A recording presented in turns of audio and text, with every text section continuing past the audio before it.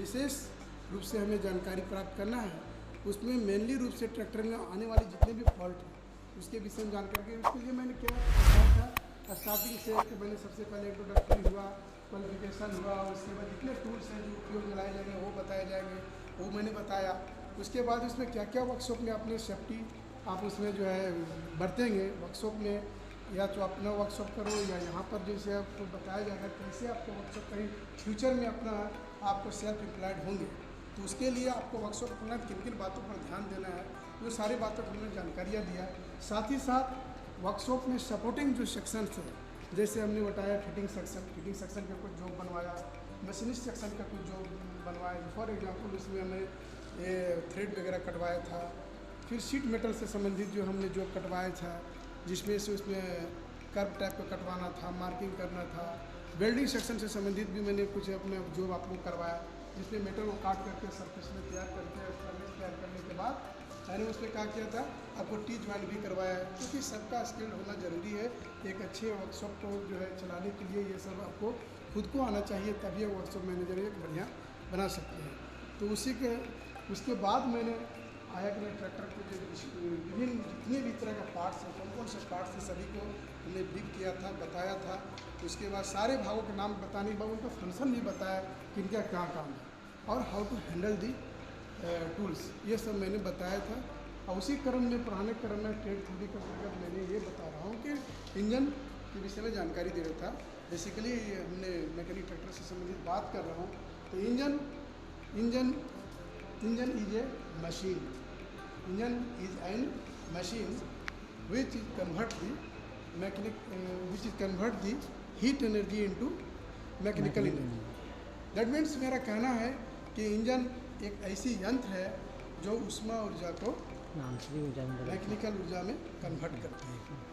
तो आइए हम फिर से ब्रीफ चूँकि मैं कर रहा हूँ, तो ये इंजन जो है बेसिकली जो है कि दो तरह के, फर्स्ट में हमने बताया था, कल भी आज भी बता रहा हूँ, एक्सटर्नल कंबशन इंजन और internal combustion engine. External combustion engine जैसा कि नाम पर रहे कंबशन माने यह दहन हो रहा है, इसको कहते हैं बाह्य दहन इंजन, बाह्य दहन इंजन। और इंटरनल कंबशन इंजन आंतरिक दहन इंजन, माने इसमें जो भी पावर बनता है, तो उसमें जो फ्यूल का जो जलती है या जो भी ऊर्जा जिसमें तैयार किया जाता है, जो जलती है, चाहे जो भी जलने वाली एनर्जी पैदा करने वाली जो वस्तु है, उसको कंबशन जो होती है यह एक्सटर्नल से होती है, माने बाहर होती है, इंजन से बाहर। और यहाँ इंटरनल कंबशन इंजन में इंजन के अंदर ही होती है दहन क्रिया और वही पावर बनती है। एक्सटर्नल कंबशन को मैं कह सकता हूँ कि पुराने ज़माने में जब फर्स्ट एंड फॉरमोस्ट जो है इंजन का जब आविष्कार हुआ था जेम्स वाट के द्वारा किया गया था, तो इसीलिए उसने स्टीम इंजन से शुरू किया था, भाप वाली इंजन के। तो उसमें क्या किया था, वह जलने वाला कहीं दूसरे जगह एक पोस्ट था, वहाँ पर जलाया जाता था कोयले को या जलने वाली लकड़ी को, और उसी के द्वारा जो है कि पानी को हीट करके उसको बड़े बड़े पाइप के माध्यम से उसको जो है उसको घुमाया जाता था, प्रेशर उससे बनती थी और उस तरह से इंजन काम करती थी यंत्र के रूप में, मशीन के रूप में। और दूसरा कह सकते हैं टरबाइन, जैसे पवन चक्की वगैरह हो गया, या ज्वार एंड भाटा समुद्र में उत्पन्न होती है, उसके द्वारा फिन द्वारा लगी रहती है, फैन जो लगी रहती है उस पर टकराव के कारण उस पर टरबाइन चलती है। इसमें बहुत पवन चक्की के माध्यम से बहुत सारा डायनमो लगा करके हम एनर्जी जो है कंजर्व करते हैं बैटरी में और स्टोरेज करते हैं एनर्जी, और उससे भी हम चलाते हैं। साथ ही साथ हम उससे पवन चक्की के माध्यम से अभी भी बहुत जगह क्या है कि केसिन डाल दिया जाता है और पानी वाला पंप का, और उससे पानी भी निकालने काम करती है। ये इंटरनल कंबशन इंजन दो प्रकार की होती है, spark ignition engine and compression ignition engine. फिर यहाँ भी इग्निशन, यहाँ भी ये जलने की काम हो रही है, लेकिन जलाने वाला कौन है, स्पार्क के माध्यम से। यहाँ स्पार्क करने के लिए क्या होता है, गाड़ियों में स्पार्क प्लग होती है। ये जो मैंने पहले बताया एक्सटर्नल कंबशन ऑफ इंजन, ये नहीं चलती है, बंद हो चुकी है पूरे वर्ल्ड में। अब सारे इंटरनल कंबशन इंजन चल रही है, तो उसी में स्पार्क इग्निशन इंजन और कंप्रेशन इंजन। मैंने ये बताया जैसा नाम है इसका, स्पार्क के माध्यम से इग्निशन होती है, इसके लिए स्पार्क प्लग लगाया जाता है। और इसके स्पार्क पैदा करने के लिए या तो बैटरी के माध्यम से उसको दिया जाता है करंट, या फिर डायनमो के माध्यम से उसको दिया जाता है करंट, तभी यह स्पार्क होता है, तब वह दहन की क्रिया होती है, तब एनर्जी मिलती है। लेकिन कंप्रेशन इग्निशन इंजन में क्या होता है कि वहाँ कंप्रेस किया जाता है, एयर को कंप्रेस किया जाता है, और कंप्रेशन के दो जब कंप्रेस करते हैं तो क्या होता है, एक बंद खोखली जो है सिलेंड्रिकल आकृति में बंद हवा को जब हम दबाते हैं, पुश करते हैं, तो क्या होता है, हवा चारों तरफ उसके सरफेस में टकराती है एक दूसरे से और गर्म हो जाती है। ये 750 से 60 डिग्री तक ये गर्म होती है, काफ़ी तप्त लाल हो जाती है, और जो भी लाल होती है उसी समय क्या होता है, वहाँ पर दहन की क्रिया होती है with the help of fuel, जो होता है फ्यूल होती है, ईंधन जो होती है इंजेक्ट के माध्यम से यहाँ पर किया जाता है, और एक दहन क्रिया होती है, और इस तरह से यह कंप्रेशन के कारण ये यहाँ दहन क्रिया हो रही है, इसलिए कंप्रेशन इग्निशन। अब यहाँ पर स्पार्क इग्निशन दो तरह की होती है, दो टाइप्स होती है, 2 stroke engine and 4 stroke engine. यहाँ भी कंप्रेशन इग्निशन इंजन भी दो तरह की होती है, 2 स्ट्रोक एंड 4 स्ट्रोक। यह 2 स्ट्रोक इंजन और 4 स्ट्रोक इंजन दोनों होती है। अब है क्या स्ट्रोक बात आ गया, वहाँ तक तो हमने पढ़ा है, कंबशन पढ़ा, उसके बाद पढ़ा क्या ये इग्निशन पढ़ा, उसके कंप्रेशन पढ़ा, उसके बाद आ गया स्ट्रोक। स्ट्रोक क्या, it is the linear movement of piston from TDC to BDC and BDC to TDC, the linear movement of piston from TDC to BDC और BDC to TDC की दूरी को क्या बोलेंगे, स्ट्रोक। मतलब एक बार पिस्टन को TDC से BDC की दूरी या BDC से चल करके TDC तक आने में की दूरी को क्या बोलेंगे, stroke. TDC mean top dead centre, सबसे ऊपरी स्थिति पोजीशन ऑफ पिस्टन, और BDC मतलब बॉटम डेड सेंटर, पिस्टन के सबसे निचला स्थिति है। तो उस दोनों के बीच के जो है दूरी को स्ट्रोक कहते हैं। तो 2 स्ट्रोक मतलब किसी भी पावर को उत्पन्न करने की, इंजन के काम है पावर उत्पन्न करना। पावर उत्पन्न करने के लिए हमें 4 चीज़ की आवश्यकता पड़ती है।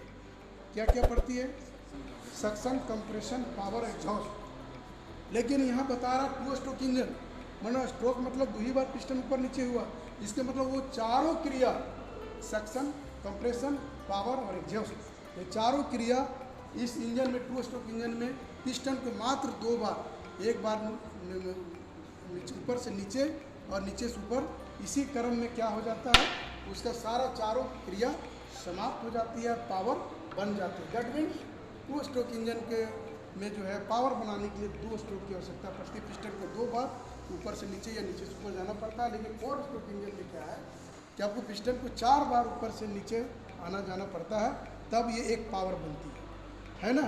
तो यहाँ क्या है, पहला सक्शन, दूसरा कंप्रेशन, तीसरा पावर, और लास्ट में जली हुई गैस एग्जॉस्ट। सिमिलरली आपका कंप्रेशन इग्निशन इंजन में 2 होता है, 2 स्ट्रोक एंड 4 स्ट्रोक। हमारा ट्रैक्टर जो इंजन है वो क्या है, वो ट्रैक्टर इंजन है आपका कंप्रेशन इग्निशन इंजन है, जिसमें हमें 4 स्ट्रोक इंजन की बात करते हैं।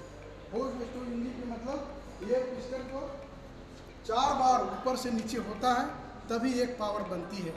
तो हमारे ट्रैक्टर में 4 बार मतलब पहला बार में क्या होता है, पिस्टन ऊपर से नीचे आती है, उस समय क्या होता है, 2 वाल्व जो रहता है का हेड पर, उसमें इनलेट वाल्व खुला रहता है ताकि फ्रेश हवा एयर क्लीनर के माध्यम से इनलेट मैनिफोल्ड से होते हुए वो चैम्बर में चला जाए पिस्टन के अंदर, पिस्टन नीचे की ओर चला गया, और उसी समय जो उसको खुला, जैसे पिस्टन नीचे गया ऊपर चढ़ना शुरू हुआ, उसी समय जो दोनों वाल्व है इनलेट और आउटलेट पर दोनों वाल्व बंद रहती है, और पिस्टन BDC से TDC को जाती है, और क्या होता है, हवा को जो उसने लिया था उसको क्या किया, कंप्रेस कर दिया, और हवा का हो गया गर्म, दोनों आने जाने के रास्ते बंद है। उसी समय क्या हुआ, टाइमिंग गियर के माध्यम से उसमें इंजेक्टर के माध्यम, पंप के माध्यम से प्रेशर बनाते हुए उसमें इंजेक्टर के द्वारा छिड़काव किया, क्या फ्यूल को, डीजल को छिड़काव किया ऑटोमोबाइल फोर में, और जब गर्म जहाँ पूरा तप्त है वहाँ पर अगर डीजल का छिड़काव कर दिया क्या होगा, जल जाएगा, दहन क्रिया होगा, और जैसे ही जलती है उसी समय क्या होता है, गैस बनती है और उसका वॉल्यूम बढ़ती है, तो उसको तेज़ी से उसमें फोर्स पड़ता है, ठक से आवाज़ आती है, और पिस्टन के ऊपर में जो है कि पावर जनरेट होते हुए कनेक्टिंग रोड से होते हुए पावर कहाँ चलाती है, करेंट शाफ्ट फिर मूवमेंट होते हुए चला जाता है क्लच असेंबली, और उसके बाद जो है वो पावर जो है कि पीछे की ओर गियर सिस्टम होते हुए और टायर फाइनल जो है कहाँ मिलता है, इसका पावर जा करके व्हील में मिलती है। तो इस तरह से 4 स्ट्रोक इंजन जो है हमारा काम करती है। ध्यान देने मैं जो बताया है इसको विशेष रूप से ध्यान देना है, जहाँ नहीं समझ में आया फिर बार बार से पूछना, फिर आगे मैं बताऊँगा इसके डिटेल करनी होगी। धन्यवाद आप सबको, आज फिर से मैं किया इसको रिवाइज। ओके।